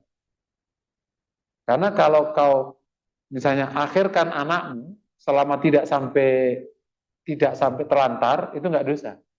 Ini hukum-hukum rumah tangga harus detail kayak gini, harus paham. Supaya tindakan merawat cucu tidak menelantarkan kewajiban-kewajiban pokok. Bisa dipahami insya Allah ya. Oleh karena itu, terutama karena situasi sudah begininya, maka mohon suami istri itu saya sebut sebagai saling berbuat baik. Jangan saling menyebabkan keburukan. Gitu. Jadi suami sejak awal karena sudah sepuh, dari awal sudah melepaskan semua haknya. Pokoknya, mah nggak apa-apa, aku nggak terlalu diurus. Kasihan kamu daripada aku dosa. Ini melepaskan hak namanya. Itu udah jadi istrinya jadi aman. Ma ada makan, ya aku nggak bisa. Ya udah aku minta mantumu ya. Kan nggak dosa, wong memang istrinya ridho. Suaminya. Jadi jangan sampai suami istri di akhir hayat saling menyebabkan dosa. Gitu. Karena suaminya nggak pernah ridho, istrinya merasa sudah tua, ya udah sama-sama dosa. Emang aki-aki ini bikin ribet aja sih lo, akhirnya jadi ribet. Itu makanya saya katakan, saya agak panjang jadinya. Dari modal mawaddah yang Allah berikan waktu muda, semoga berubah jadi rahmah ketika tua. Rahmah itu apa sih? Rahmah itu true love, cinta sejati, yang tidak lagi bicara kepentingan. Jadi kalau rahmah itu biasanya sudah melepas. Itulah Rasulullah SAW. Rasulullah sudah melepas. Misalnya ketika ngetuk pintu nggak dibukain, ya nggak apa-apa. Rasul sudah memaafkan. Ketika Rasul ingin ke tempat Aisyah, istrinya melepas. Kan Rasul wajib waktu sudah mendekati ajalnya. Kan Rasul kan masih di rumah awal-awal tuh. Aisyah masih jauh, karena Aisyah kan paling pinggir rumahnya. Tapi setiap hari Rasul bertanya, kapan aku di Aisyah? Kapan aku di Aisyah? Begitu Rasul nanya terus, istri saya melepas, aku dipindahkan lah ke rumah Aisyah. Itu namanya istrinya udah melepas. Karena kalau tidak dilepas kan Rasul tetap di situ. Sampai nanti ketemu waktunya Aisyah. Nah, pasangan itu kalau udah tua sebaiknya saling berbagi kebaikan. Yang dengan saling memaafkan supaya tidak saling menyebabkan keburukan. Jadi memang ibu kalau ada suami, Mas, pokoknya maafin aku agak kuring-kuring nih. Itu ya ibu-ibu ya. Wallahu a'lam. Sama. Oke. Boleh. Jadi Pak Ustadz bercerita tentang karakter. Karakter itu dari itu datang dari Allah. Iya, itu kalau teorinya digabung, itu menjadi dua teori. Karakter itu ada yang bentuknya pemberian. Allah mengasihi orang. Tapi ada ruang di mana kita diminta untuk memperbaiki. Jadi dibentuk. Jadi alhamaha fujuraha wa taqwa. Allah ilhamkan pada hati sifat jujurnya dan sifat takwanya. Memang ada dikasih. Tapi dikasihnya dua, ada baik ada buruk. Makanya tugas kita memperbaiki yang buruk dan menjaga yang baik. Jadi akhirnya kebentuk. Jadi kalau ditanya itu pemberian atau bentuk, itu dua-duanya masuk. Karena Allah kasih ruang pembentukan, namanya pendidikan. Berlatih untuk sama-sama. Monggo Bu, siapa dulu? Ibu. Oke, nanti habis itu Ibu ya.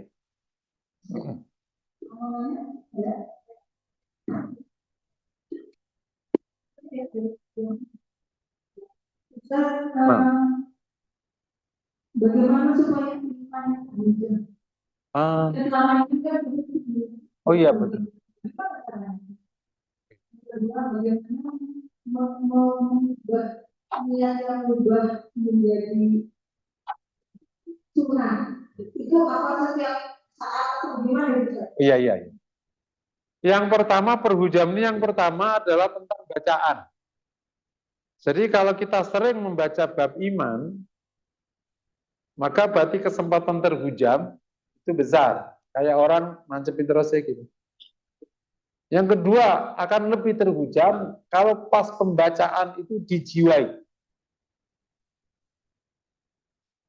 Kayak misalnya kita dengar hadis tentang akhirat, terus kita menjiwai, penjiwaan, sampai terkadang sampai membuat kita takut atau kita nangis. Itu berarti mulai terhujam tuh. Yang nomor 3, yang agak cepat untuk menghujamkan Bu, itu baca sirah. Sirah Rasul itu kalau dibaca, itu menghujamkan iman. Ada experience yang luar biasa, yang akhirnya jadi teori. Kami dulu waktu di Libya, waktu umur 18-an, masih bocah kan, itu setiap Jumat sore ada pengajian sirah dari Syekh Khaldun namanya, dari Palestina. Itu orang Palestina, orang Yordan. Tapi seorang yang sangat kuatlah ruqyahnya itu. Setiap Jumat ngaji zero, kita terbelalak kalau dia cerita. Karena cerita tentang Nabi itu detail sekali, apalagi kalau pas urusannya perang Badar, perang Uhud. Apa yang terjadi? Setiap ngaji sirah, sholat maghrib, sebagian besar bocah ini nangis. Padahal bocah umur 18, umur 20. Karena begitu sudah sirah, terus nanti ayatnya ayat perang, ayat apa. Kan semua ingat Nabi kan? Itu terhujam. Jadi sirah itu menghujamkan. Materi sirah itu. Karena di sana akan belajar tentang iman, tentang akhirat. Bahasa-bahasa sahabat itu kan menginspirasi. Aku lihat, aku cium bau surga di belakang Uhud. Ya enggak gitu-gitu. Bahasa kayak gitu gimana nggak inspirasi? Dan lain-lain. Nomor 4, banyak zikir, terutama zikir tauhid. La ilaha illallah. Itu menghujamkan iman. La ilaha. Nomor 5, experience hidup dan makna ilah. Kita punya hidup kan, pasti ada saat di mana, oh iya, ini kuasa Allah. Betul ya? Saat kejepit Allah tolong. Nah, langsung dimaknai, ini kuasa pertolongan Allah Maha Rahman, Allah Maha Rahman. Terus ini memang urusannya begitu sudah habis tentang dunia macam-macam. Kok akan sampai atau akhirnya hidup hanya untuk ini. Itu experience hidup saya kemarin, beberapa waktu yang lama lah, pas habis dari takziah, ternyata saya dipepet salah satu mantan pejabat. Bukan kejaksaan lah, atau hakim gitu. Tiba-tiba ngomong kayak gini saya. Akhirnya, setelah saya sibuk nyata, bisa tahu kan, saya kalau berangkat, tahu lah jam 3. Berangkat kerja kan jam 3. Karena di Banten, kantornya. Ya pernah jam 6 tergantung pindah. Akhirnya sekarang itu sadar, Ustaz. Aku selama itu cari apa? Lah ya Bapak cari apa? Itu omongan betul-betul keluar dari hati. Setelah takziah, mungkin 1 bulan setelah dia pensiun, setelah semua fasilitas hidup ia dapati, semualah lengkap. Dia mengatakan, jadi selama ini saya nyari apa? Ternyata begini aja hidup itu. Nah, itu berarti namanya sudah dapat terhujam. Itu iman sama akhiratnya jadi paham. Experience hidup dimaknai. Jangan dibiarkan lewat. Kita pasti punya experience. Mungkin itu Bu, 5 cara menghujamkan. Kalau sunnah, jadi ada 2 cara untuk mendorong. Pertama, menggunakan niat menjadikan hidup mati untuk Allah. Itu namanya ikhlas fil hayat. Wa mahyaya wa mamati. Dari awal sekarang, hidup untuk Allah. Jadi aku nggak punya kepentingan apapun. Gitu. Katakan ke suaminya, hidup untuk Allah. Katakan ke istrinya, katakan ke anaknya, hidup untuk Allah. Aku nggak ada kepentingan apa. Aku urus kau bukan karena supaya kau balas, nggak ada urusan. Aku urus kau karena perintah. Katakan itu kepada anak, supaya dia paham. Ngurus anak itu bukan investasi, itu kewajibanku kepada Tuhan. Itu bisa dinyatakan dalam arti hidupku untuk. Nah, hidup untuk Allah itu bisa naik turun. Nah, makanya ada namanya ihdharun niyah fi kulli amal. Menghadirkan niat setiap amal. Kalau antum baca Riyadhus Shalihin di awal itu ada babul ikhlas wa ihdharun niyah, Bapak menghadirkan. Jadi menghadirkannya pada setiap amal. Nah, semoga ingat terus, kalau enggak sudah ada niat awal. Semoga udah masuk. Mau keluar ya Allah, diniati ini taat kepadamu, aku gunakan sebagai. Aku kerja, taat. Mau jalan kaki supaya sehat, bisa ibadah. Semua perkara wasilah untuk kewajiban hukumnya wajib. Wasilah untuk kebaikan hukumnya baik. Jalan kaki supaya sholatnya kuat, jadi baik. Makanya mubahat yang kita kerjakan jangan hanya supaya sehat, nanti bisa nongkrong sana. Ya, jadi nggak mubah kalau malah jadi. Gitu ya. Jadi menghadirkannya pada setiap perbuatan. Kalau lepas, kita sudah punya niat awal yang hidupku untuk Allah. Semoga itu bisa menggapai. Wallahu a'lam. Waalaikumsalam. Menjadi pertanyaan saya, ini ada satu waktu pemahamannya bahwa ketika waktu sholat dan tiba itu muncul. Di waktu yang sama kita merasa lapar gitu. Mana yang dahulu?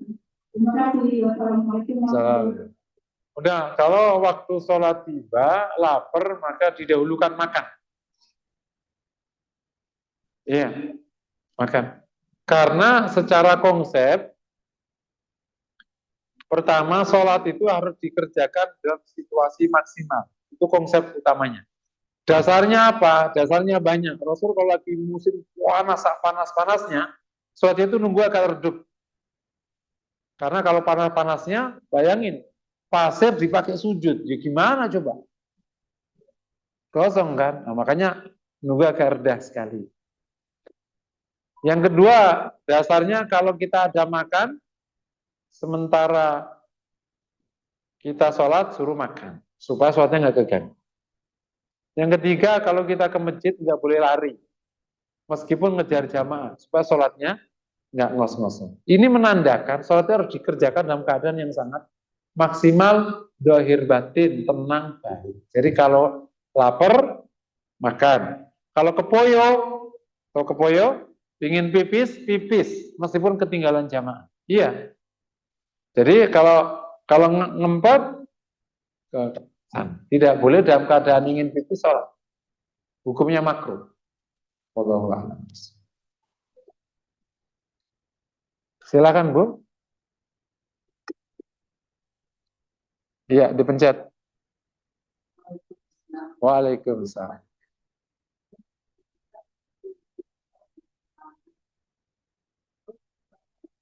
Boleh apa Bu?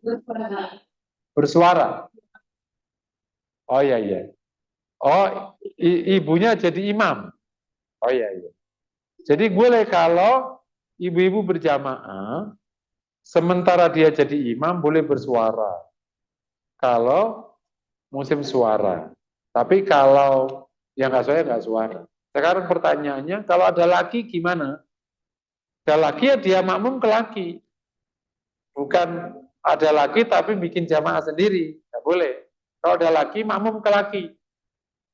Sehingga kalau dia berjamaah berarti maksudnya nggak ada laki di situ atau lakinya tidak ada masalah. Apakah suara wanita jadi aurat? Enggak. Kalau suara wanita, kalau untuk hal wajib itu tetap dibolehkan. Dia ngajar boleh, dia baca Quran juga boleh bersuara. Nah kalau ada suara wanita yang untuk urusan kebaikan, kok lakinya itu kena fitnah, yang salah lah lakinya. Kecuali dia untuk nyanyi, baru jadi fitnah. Tidak lagi urusannya. Jadi boleh jamaah wanita ngimamin suaranya kenceng, selama tidak ada laki-laki. Wallahu a'lam.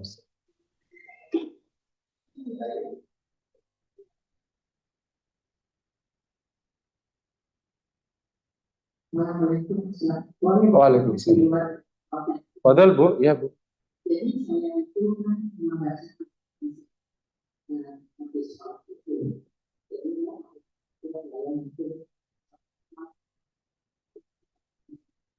tapi kita membaca ada yang menafsirkan gitu.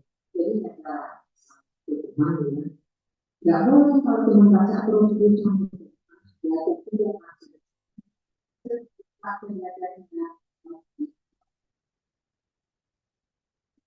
Jadi bisa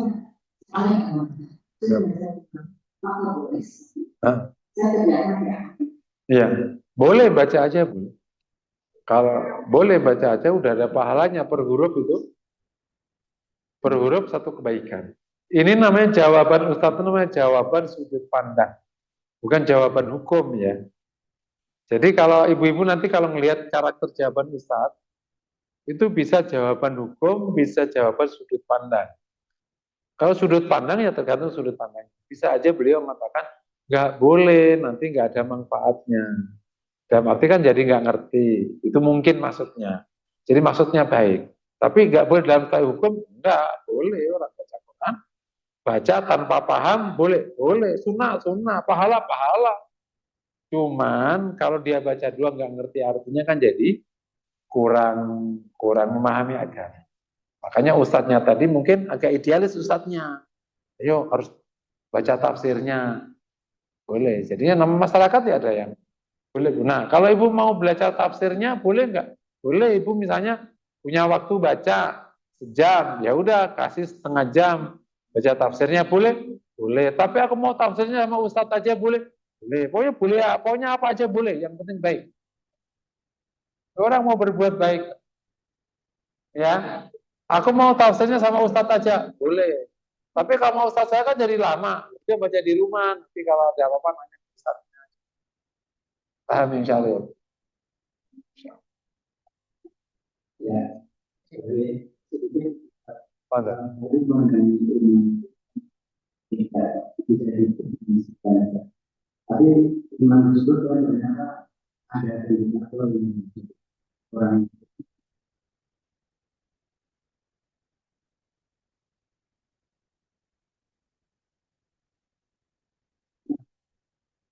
kalau pikiran tersebut bisa dirasakan mengaku atau mengaku itu, tapi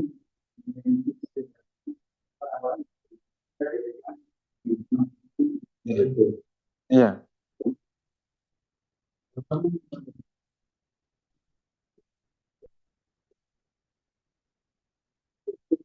berubah. Nah, dalam kita hati-hati dalam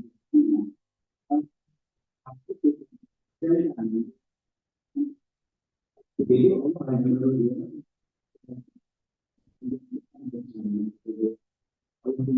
untuk merubah termasuk kaum tersebut. Waalaikumsalam. Yang pertama, jadi ada beberapa tanda atau ciri katakan di Al-Quran tentang orang beriman. Yang 1, 2, 3, 4, 5 itu berarti itu menunjukkan imannya sempurna. Jadi kalau ada tanda-tanda tidak ada, itu berarti imannya kurang sempurna atau tidak sempurna. Paham ya? Tapi nggak batal. Jadi di konsep iman itu ada imannya syah, tidak syah. Kedua, imannya sempurna, tidak sempurna. Kalau imannya syah, selama dia beriman kepada Allah, la ilaha illallah, dan semua rukun iman yang wajib, tidak ada yang membatalkan imannya, maka dia menjadi mukmin. Meskipun imannya tidak sempurna, karena nggak ada tanda-tandanya tadi. Tapi kalau dia ingin lebih baik lagi, berarti imannya disempurnakan sehingga tanda keluar. Zikirullah wasiat qulubuhum. Surat Al-Im ayatu zatatuhum gimana? Terus nufikun fis sarai wa dan macam-macam. Itu namanya terbukti oleh amal soleh yang tadi saya sudah sebutkan. Kalau amal soleh ini kebukti banyak, berarti semakin sempurna imannya. Sampai semua terbukti, namanya seluruh cabang-cabang iman dijalankan, berarti sempurna sekali. Kalau sebagian cabang iman, berarti kurang sempurna. Tapi kalau yang nggak ada ya batal. Sampai misalnya nggak beriman sama Rasulullah ya batal. Bisa dipahami ya. Yang kedua mengenai ayat tadi. Ini rumusan ya, rumusan.